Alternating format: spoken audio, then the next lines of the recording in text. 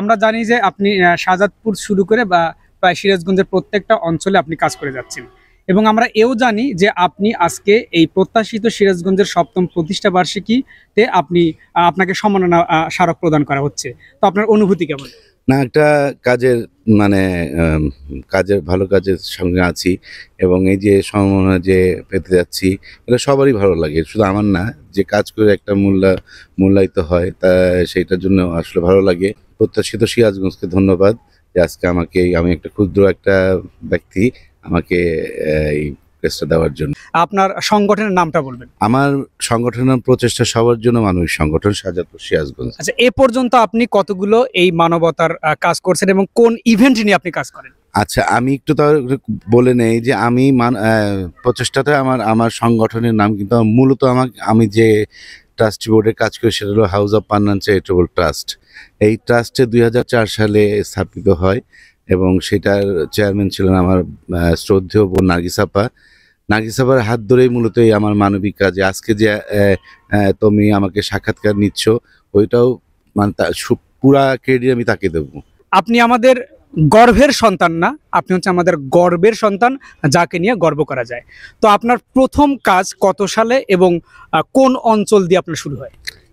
এটা আমার প্রথম কাজটা শুরু হয় আমার শাহজাদপুর থেকে যদি ঘরের দিক দিয়ে আসি, আমি প্রথম কাজটা করি মামুন বিশ্বাসের বাড়ির ঠিক পাশে। আমি তখন আসলে ঘর শুরু করে প্রথম ঘরটা আমি ওকে বলি যে মামুন একটা ঘর দেবো, তুমি তো এই কাজ কর, তুমি আমাকে যাও।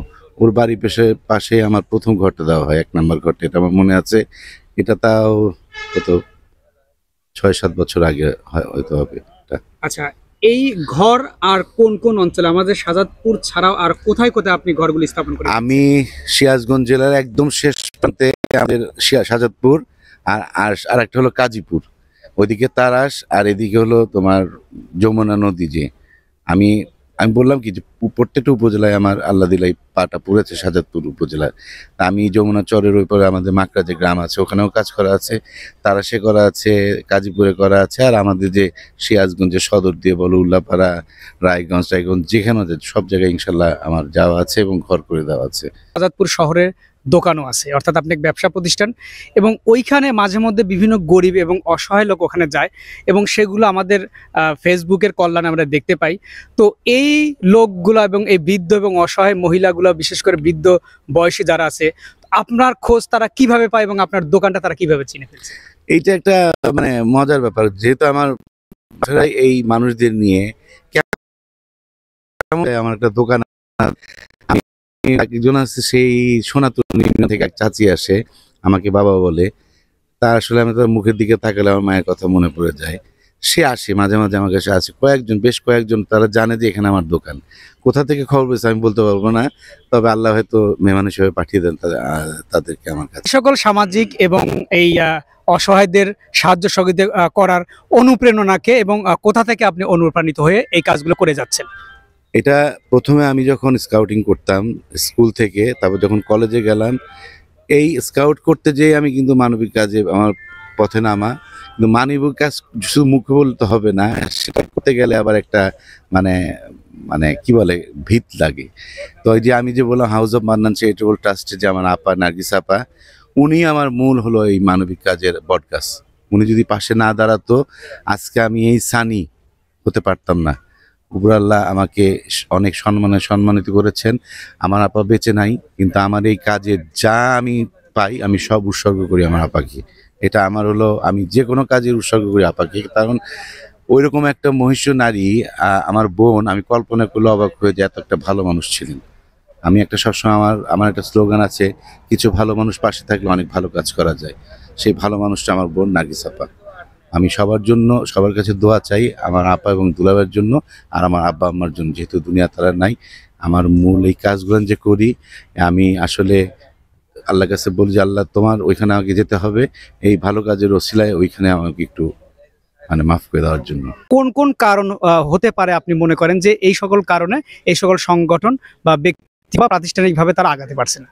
না, এটা আসলে এই মানবিক কাজটা আসলে ডোনার নির্ভর হতে হয়। আসলে সবাই কাজটা করতে পারে না, এটার পিছনে অর্থ লাগে। শুধু যে পরিশ্রম করলাম কিন্তু আমি একটা মানুষকে কিছু দিতে পারলাম না, এই ডোনার যার পাশে নাই সে এই কাজ করতে পারবে না, সত্যি কথা। এটা এককভাবে আমি একটা সংগঠন করলাম, একটা কিছু করলাম, কিন্তু না, এটা কন্টিনিউ করতে গেলে সেই যে কিছু ভালো মানুষ আছে, সেই ভালো মানুষের দরকার। যেরকম আমাদের সিরাজগঞ্জ জেলার গর্ব আমাদের মানিক ভাই, মামুন বিশ্বাস, এরা একটা মানে আমাদের মানে আইডল। এটা তাদেরকে দেখেই তো আসলে অনেক মানবিক কাজের লোক আমাদের সিরাজগঞ্জ জেলায় কিন্তু অনেক মানবিক, সর্বোচ্চ। হ্যাঁ সর্বোচ্চ। আমাদের বাংলাদেশের মধ্যে সিরাজগঞ্জ জেলা হলো সর্বোচ্চ, কিন্তু সবার ইচ্ছা করে কাজ করতে, কিন্তু ওই যে একটাই কাজ হলো ডোনারটা পায় না।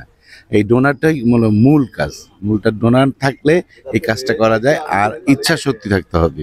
শুধু আমি একদিন একটা ফুটেজ করলাম আমি মানবিক কাজ, সেটা না, এর পেছনে দৌড়াতে হবে। আমি একটা তোমাকে শুধু বলি, আমি 2 বছর আগে আমার বাইক কিনছিলাম, 2.5 বছর, তখন আমার বাইকে ছিল 4000 কিলো, আর আজকে পর্যন্ত 28,000 কিলো চলছে শুধু এক মানবিক কাজে। এখন তুমি ধরে নাও যে আমি শুধু আমার মানবিক কাজে আমি কিন্তু ব্যয় করছি এই বাইকের মিটার। আমার কাজের ধরো আমি 95% যদি বল তাও ভুল হবে, তার বেশি হলো হাউস অফ মান্নান চ্যারিটেবল ট্রাস্টের কাজ আমি করি। আর আমার পারিবারিক যে আমার ভাই বোনরা আছে, আমার আত্মীয় স্বজন, তারা যদি কোনো কাজ করে সেই কাজটা করি। এর বাইরে আমি আসলে আর পাই না, আমি করিও না। যদি পাই আমি করব। অর্থাৎ বোঝা যাচ্ছে যে আপনার এই চ্যারিটেবলটা আপনার পারিবারিকভাবেই এটা স্থাপিত এবং পারিবারিকভাবেই আপনি হেল্প করে যাচ্ছেন। অর্থাৎ আপনার আত্মীয় স্বজন একটা জায়গা আছে, একটা শক্ত পজিশন আছে, যার কারণে বাইরে থেকে আর আসার প্রয়োজন পড়ে না। না, আসলে আমি করবো না তা না, এর মধ্যে থেকে বাইরে থেকে আমাকে ডোনার আছে 2-1 জন, কিন্তু আমি যদি বাইরে থেকে আসে ওয়েলকাম, কিন্তু না আসলে আমি ফেসবুকে করতে পারি না যে আমাকে কাজ দেন। আমি আসলে হয় না আসলে। অর্থাৎ আপনার কথা থেকে বোঝা যাচ্ছে যে যদি আসে হ্যাঁ। তাহলে আমি তাদের টাকাগুলো নিয়ে আমরা কাজ করে দেব, আর যদি না আসে তাহলে এই কাজ থেমে থাকবে না, আপনার কাজ চলে যাবে এই চ্যারিটেবলের পক্ষ থেকে। কেননা আমরা জানি যে আপনি ধর্নাঢ্য পরিবারের এবং আপনার আত্মীয় স্বজন যারা আছে বড় বড় একটা শক্ত অবস্থান আছে, এবং আমি বিশ্বাস করি যে আপনার এই চ্যারিটেবলটা শক্ত একটা অবস্থানে যাবে। এবং আপনার প্রত্যাশা কেমন, এবং যারা আজকে দেখছে সৃজন এফএম এর, তাদের উদ্দেশ্যে যদি কিছু বলার থাকে বলুন। না, তুমি বললে ধর্নাঢ্য পরিবার, আমি খুবই ক্ষুদ্র একজন কর্মী, খুবই ক্ষুদ্র, এখনো ক্ষুদ্র মনে করি নিজেকে। আর সৃজনশীল যে এফএম, সৃজন এফএম কে অনেক অনেক ধন্যবাদ, বিশেষ করে সুজনকে। তুমিও একজন মানবিক মনের মানুষ, তোমাকে আমি অনেক প্রোগ্রামে দেখেছি, তুমি যাও, তুমিও মানবিক কাজ করো। হয়তো আমার আর তোমার সাথে ব্যাটে বলে মিলছে না, তবে আশা করব তুমি খুব দ্রুতই অবশ্যই। আমি প্রচেষ্টা সবার জন্য, আমি সবার জন্য উন্মুক্ত। তোমাদের জন্য আমার দরজা সবসময় খোলা, আসবা, আমরা একসাথে শাহজাদপুরে সবাই মানে মিলেমিশে কাজ করব। আর আমি সুজনকে এমনি আমার ভালো লাগে, ও রসিক মানুষ, আমিও একটু মানে আমার ভালো লাগে এরকম ইয়াং। অবশ্যই অবশ্যই আমি স্কাউটিং করে আমার অনেক কিছু শিখেছি, আমি অনেক। ওটা একটা পার্ট আমার লাইফে, যে আমাকে শিখিয়েছে অনেক কিছু ভালো কাজে। আচ্ছা, ধন্যবাদ। প্রিয় দর্শক, আপনারা এতক্ষণ উপভোগ করলেন আমাদের সৃজন এফএম এর ইসপের গপ্প আড্ডা। এই আজকের অতিথি হিসেবে ছিলেন আমাদের শাহজাদপুরের গর্ব, আমাদের সবার পছন্দের ব্যক্তিত্ব শাহবাজ খান সানি। আপনারা যে যেখান থেকে আমাদের সাথে সংযুক্ত হয়েছেন এবং যে যেখান থেকে আমাদের এই লাইভটি দেখছেন, সবাইকে জানাচ্ছি আরও একবার সৃজন এফএম 6700 পক্ষ থেকে সাদর সম্ভাষণ। দেখা হবে পরবর্তী এপিসোডে। সবাই ভালো থাকবেন, সুস্থ থাকবেন। আল্লাহ হাফেজ।